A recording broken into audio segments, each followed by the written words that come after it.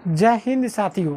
आज हम लोग पढ़ेंगे पुष्प के बारे में, जो कि ये हमारा पार्ट 2 वीडियो होगा, यानी पार्ट 1। इसके पहले आप वीडियो नहीं देखे हैं तो सबसे पहले जाकर के उस वीडियो को देखिए।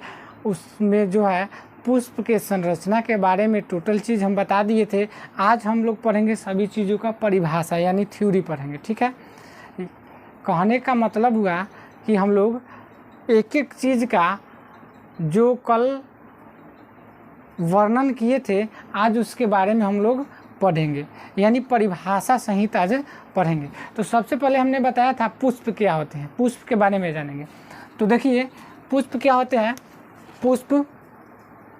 पुष्प जो होता है पुष्पीय पौधों में लैंगिक जनन के मुख्य जनन अंग होते हैं। क्या होते हैं? पुष्प जो होते हैं पुष्पीय पौधों में लैंगिक जनन के क्या होते हैं? मुख्य जनन अंग पुष्प होते हैं। यानी कहने का मतलब हुआ कि ये जो होता है जनन से संबंधित सभी क्रियाएं पुष्प में ही होता है।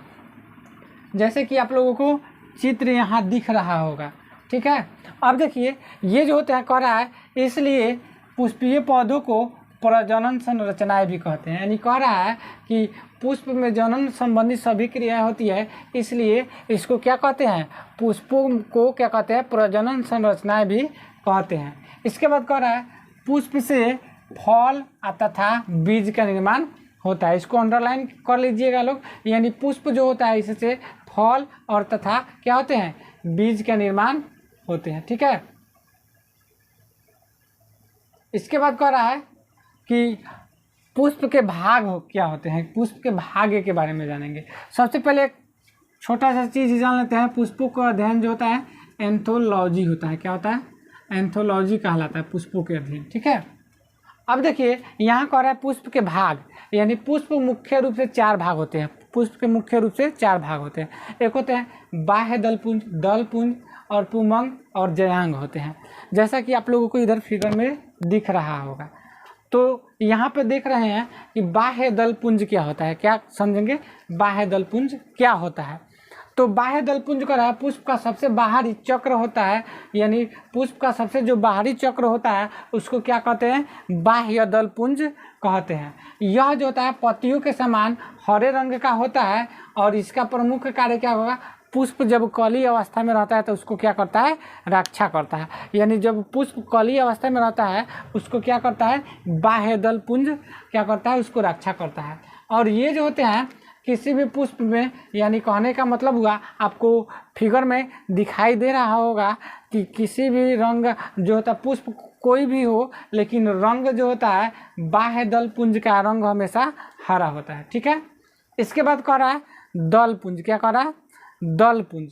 दलपुंज कह रहा है बाह्य दलपुंज के अंदर यह पुष्प का दूसरा चक्र होता है। बाह्य दलपुंज के कह रहा है अंदर यह पुष्प का दूसरा चक्र होता है और कह रहा है कि यह प्रायः चमकीले और रंगीन होते हैं। रंगहीन नहीं, रंगीन होगा। यानी कहने का मतलब हुआ आप पुष्प किसी भी आप पौधा का ले लीजिए और इसका रंग देखिएगा तो अलग अलग पौधों में अलग अलग कलर के यानी अलग अलग रंग के हो सकते हैं, ठीक है। उसके बाद कह रहा है ये परागन के समय क्या करते हैं? कीटों को अपनी तरफ आकर्षित करते हैं। क्या करते हैं? परागन के समय, यानी परागन हम स्पेशल पढ़ाएंगे तो उस समय बताएंगे कि परागन क्या होता है। जब परागन की क्रिया होगा उस समय कीटों को अपनी तरफ आकर्षित करता है, जैसा कि आप लोगों को फिगर में दिखाई दे रहा होगा, ठीक है। अब आते हैं पुष्प का तीसरा चक्र क्या होता है, यानी पुमंग अगला होता है। पुमंग जो होता है यह पुष्प का तीसरा चक्र होता है। क्या होता है? पुमंग पुष्प का तीसरा चक्र होता है और कह रहा है जो कि पुंकेसर से निर्मित होगा। क्या होता है? पुंकेसर से निर्मित होता है। इसको अंडरलाइन कर लीजिए। यानी अगर इसका पूछेगा कि पुष्प जो होता है यानी पुमंग का इकाई जो होता है तो क्या बताएंगे? पुंकेसर होता है, यानी पुंकेसर से निर्मित होता है। उसके बाद कहता है पुष्प का नर जननांग होता है। यानी कहने का मतलब हुआ कि ये जो था पुष्प का नर जननांग होता है। इसको अच्छी तरह से आप लोग याद कर लीजिएगा। आपसे कोई पूछेगा कि पुष्प का नर जननांग कौन सा होता है तो क्या बताइएगा? पुमंग बताइएगा, ठीक है। इसके बाद कह रहा है इसके निम्नलिखित भाग होते हैं। यानी कहने का मतलब हुआ पुमंग जो होता है इसका 3 गो भाग होता है। क्या भाग होता है? 3 भाग होते हैं। तो पहले का है तंतु। तंतु कह रहा है तंतु एक डंठल नुमा संरचना होती है। यानी कहने का मतलब हुआ, इस तरह आप लोग फिगर में देखे होंगे, इस तरह कुछ इस तरह संरचना देखे होंगे। तो ये जो डंठल नुमा संरचना होती है ये होते हैं तंतु होते हैं। क्या होते हैं? तंतु। और उसके बाद कह रहा है परागकोश। पुंकेसर के ऊपर एक फूली हुई संरचना को क्या कहते हैं? परागकोश कह रहे हैं। ये जो होता है पुंकेसर के ऊपर एक फूली हुई संरचना होता है, इसी को परागकोश कहते हैं। परागकोश के अंदर क्या होते हैं? परागकण स्थित होते हैं। क्या होते हैं? परागकण स्थित होते हैं। परागकोश के अंदर परागकण स्थित होते हैं। इसके बाद कह रहा है संयोजी। क्या कह रहा है? संयोजी। यानी संयोजी कह रहा है कि परागकोश को तंतु से जोड़ने वाली संरचना को क्या कहते हैं? संयोजी कहते हैं। यानी जो है परागकोश हो गया और ये तंतु हो गया, ये दोनों को जो जोड़ता है ना, उस संरचना को हम क्या कहते हैं? संयोजी कहते हैं। अब आगे हम पढ़ते हैं कि पुष्प का क्या होते हैं? चौथा चक्र क्या होता है। इसके पहले हम लोग बहुत सारा जानकारी ले लिए, अब इसको हमको थोड़ा सा मिटाना पड़ेगा। ठीक है, चलिए। तो अभी तक हम लोगों ने जाने बाह्य दलपुंज और जयांग के पुमंग के बारे में जाने। अब हम लोग जानेंगे जयांग के बारे में। किसके बारे में जानेंगे? जयांग। यानी देखो कह रहा है ये जो होता है पुष्प के केंद्र में स्थित पुष्प का यह क्या होता है? चौथा चक्र होता है। क्या होता है? चौथा चक्र होता है, जो कि ये पुष्प का मादा जननांग होता है। क्या होता है? पुष्प का मादा जननांग। यानी कहने का मतलब हुआ किसी भी पुष्प में देखिएगा तो नर और मादा भाग स्थित होते हैं।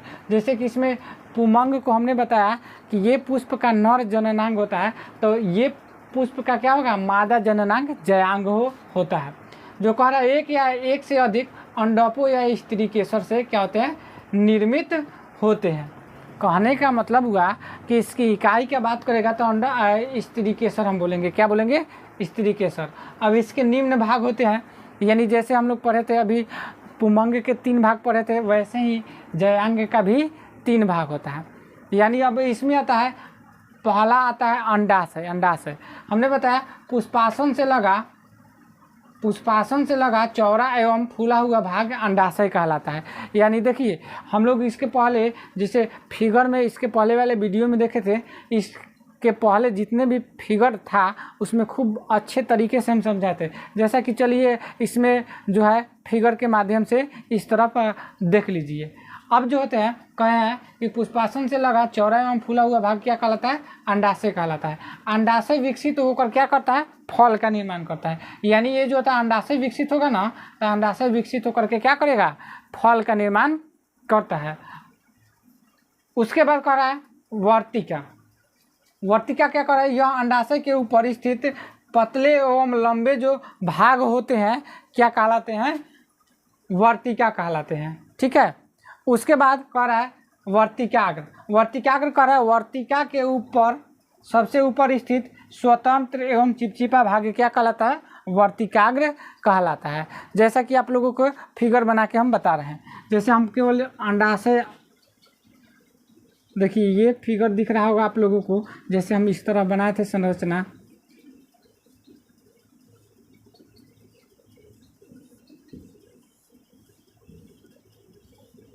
इस तरह संरचना को बना करके दिखाए होंगे, और जैसा कि आप लोगों को फिगर दिखाई भी दे रहा होगा, ये जो होते हैं कह रहा है पुष्पासन से लगा है जो होता है फूला एवं चौड़ा हुआ भाग क्या कहलाता है? अंडाशय कहलाता है। इसके बाद कह रहा है अंडाशय के ऊपर है क्या कर रहा है? पतले लंबे जो संरचना होती है इसको वर्तिकाग्र कहते हैं। वर्तिका कहते हैं। क्या कहते हैं? वर्तिका। इसके बाद है ये अंडाशय था। इसके बाद है कह रहा है वर्तिकाग्र। यानी कह रहा है कि अंडाशय के ऊपर स्वतंत्र एवं चिपचिपा भाग जो होते हैं उसको क्या कहते हैं? वर्तिकाग्र कहते हैं। तो ये था इतना पुष्प के बारे में। हमने इसके पहले वाले वीडियो में टोटल चीज़ों को बताया था, और इसके पहले वाला अगर वीडियो नहीं देखें तो उसको देखिए। खूब अच्छे तरीके से फिगर सहित हमने समझाया, यानी पुष्प के संरचना सहित, और ये था आप लोगों को परिभाषा सहित। तो इसको अच्छे से आप नोट्स बनाइए और अच्छे से पढ़िए लोग। इसके बाद वाले वीडियो में हम आगे चीज़ों को कुछ जानेंगे। मिलते हैं अगले वीडियो में। जय हिंद।